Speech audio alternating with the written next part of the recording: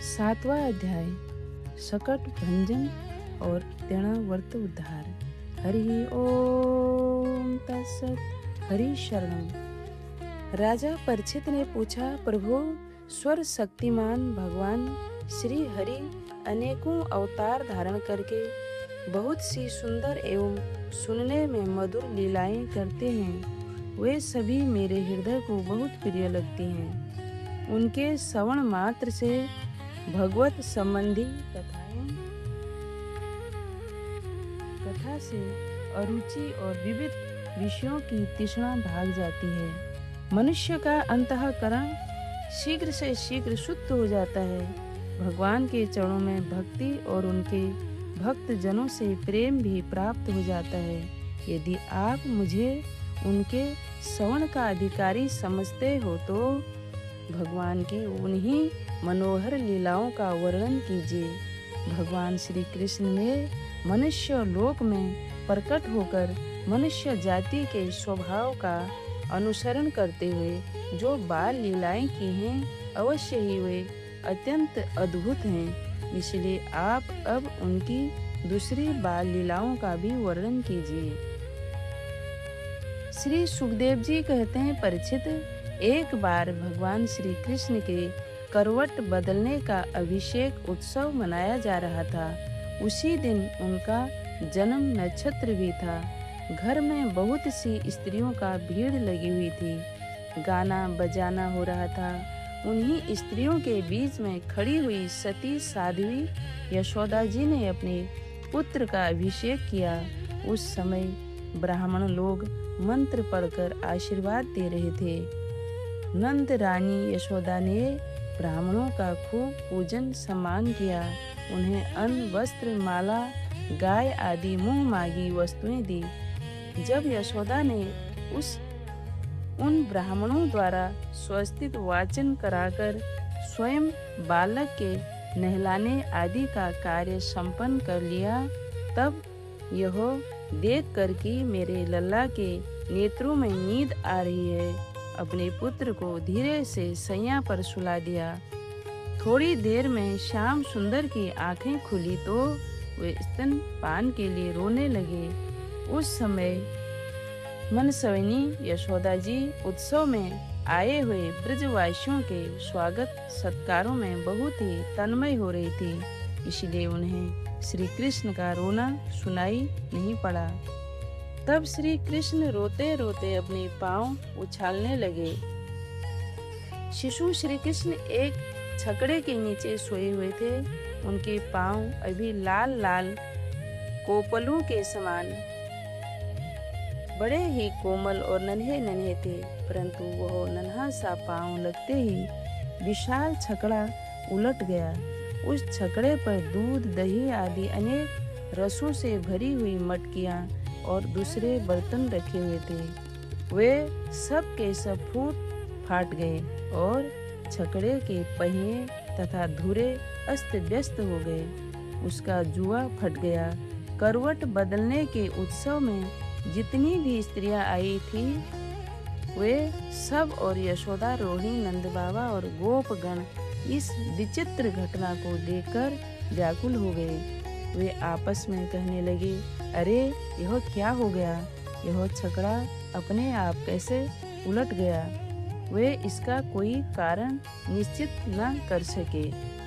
वहाँ खेलते हुए बालकों ने गोप और गोपियों से कहा कि इस कृष्ण ने ही तो रोते रोते अपने पाँव की ठोकर से इसे उलट दिया है, इसमें कोई संदेह नहीं। परंतु गोपों ने उसे बालकों की बात मानकर उस पर विश्वास नहीं किया।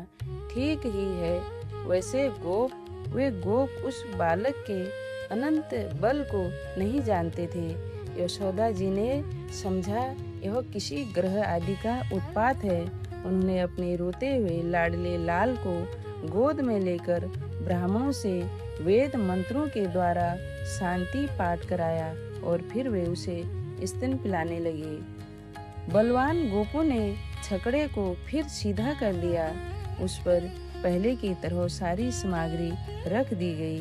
ब्राह्मणों ने हवन किया और दही, अक्षत, कुश तथा जल के द्वारा भगवान और उस छकड़े की पूजा की। जो किसी के गुणों में दोष नहीं निकालते, झूठ नहीं बोलते, दंभ, ईर्ष्या और हिंसा नहीं करते तथा अभिमान से रहित हैं, उन सत्यशील ब्राह्मणों का आशीर्वाद कभी विफल नहीं होता।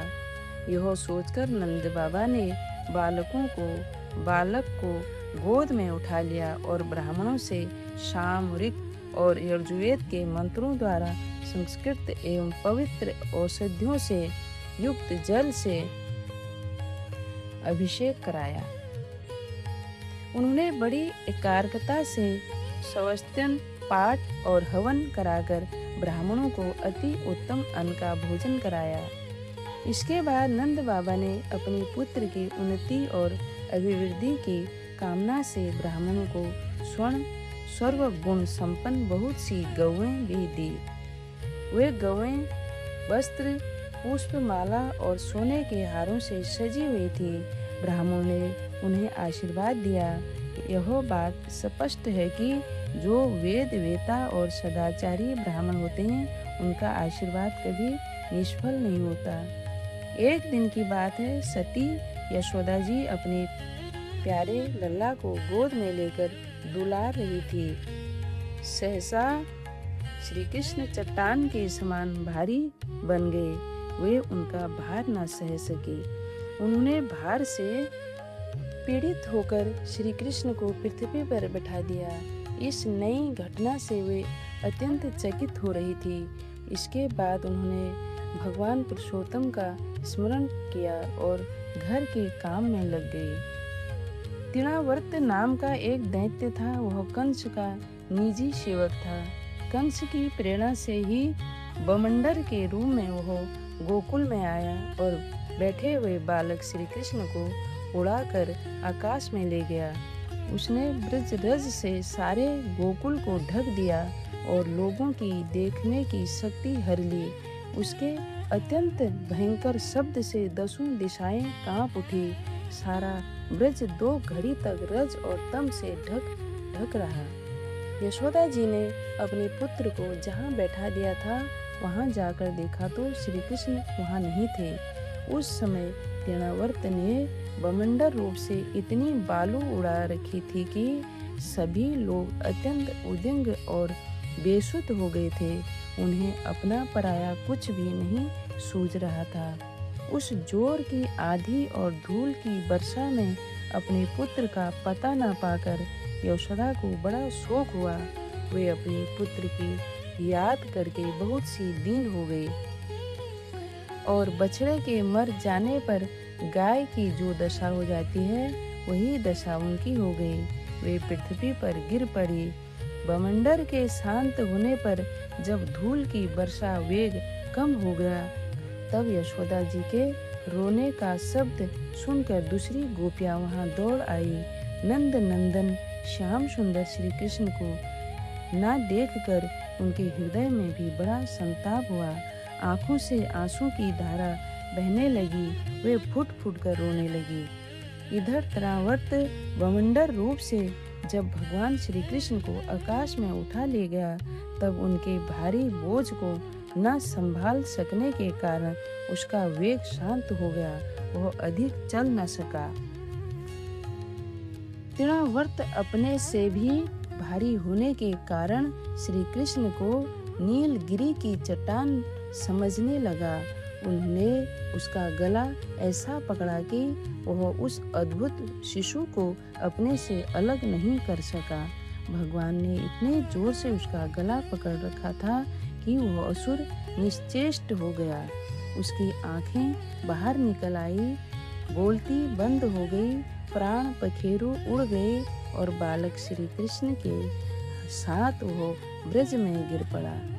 वहाँ जो स्त्रियां इकट्ठी होकर रो रही थी, उन्होंने देखा कि वह विकराल दैत्य आकाश से एक चट्टान पर गिर पड़ा और उसका एक एक अंग चकनाचूर हो गया, ठीक वैसे ही जैसे भगवान शंकर के बाणों से आहत हो वित्रासुर गिरकर चूर चूर हो गया था। भगवान श्री कृष्ण उसके वक्ष स्थल पर लटक रहे थे। यह देखकर गोपियाँ विस्मित हो गई। उन्होंने झटपट वहां जाकर श्री कृष्ण को गोद में ले लिया और लाकर उन्हें यशोदा माता को दे दिया। बालक मृत्यु के मुख से सकुशल लौट आया।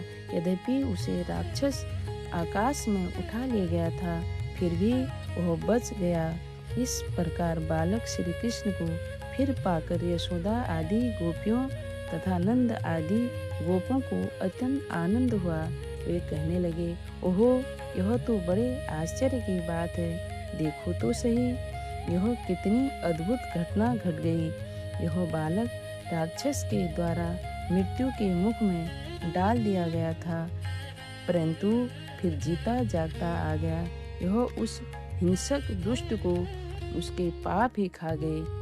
सच है, साधु पुरुष अपनी समता से ही संपूर्ण भयों से बच जाता है। हमने ऐसा कौन सा तप, भगवान की पूजा, प्याऊ, पोसला, कुआ, बावली, बाग, बगीचे आदि पूत, यज्ञ, दान अथवा जीवों की भलाई की थी, जिसके फल से हमारा यह बालक मर कर भी अपने 100 जनों को सुखी करने के लिए फिर लौट आया। अवश्य ही यह बड़े सौभाग्य की बात है। जब नंद बाबा ने देखा कि महावन में बहुत सी अद्भुत घटनाएं घटित हो रही हैं, तब आश्चर्यचकित होकर उन्होंने वसुदेव जी की बात का बार बार समर्थन किया। एक दिन की बात है, यशोदा जी अपने प्यारे शिशु को अपनी गोद में लेकर बड़े प्रेम से स्तनपान करा रही थी। वे वात्सल्य स्नेह से इस प्रकार शराबोर हो रही थी कि उनके स्तनों से अपने आप दूध झरता जा रहा था। जब वे प्रातः दूध पी चुके थे और माता यशोदा उनके रुचिर मुस्कान से युक्त मुख को चूम रही थी, उसी समय श्री कृष्ण को जम्भाई आ गई और माता ने उनके मुख में यह देखा, उसमें आकाश, अंतरिक्ष, ज्योति मंडल, दिशाएं, सूर्य, चंद्रमा, अग्नि, वायु, समुद्र, द्वीप, पर्वत, नदियां, वन और समस्त चराचर प्राणी स्थित हैं। परीक्षित अपने पुत्र के मुंह में इस प्रकार सहसा सारा जगत देखकर मृग शावक नयनी यशोदा जी का शरीर कांप उठा। उन्होंने अपनी बड़ी बड़ी आंखें बंद कर ली। वे अत्यंत आश्चर्यचकित हो गए। राम नाम लड्डू, गोपाल नाम घी, हरि नाम मिश्री में घोल घोल प्यूं। श्री कृष्ण गोविंद हरे मुरारे, हे नाथ नारायण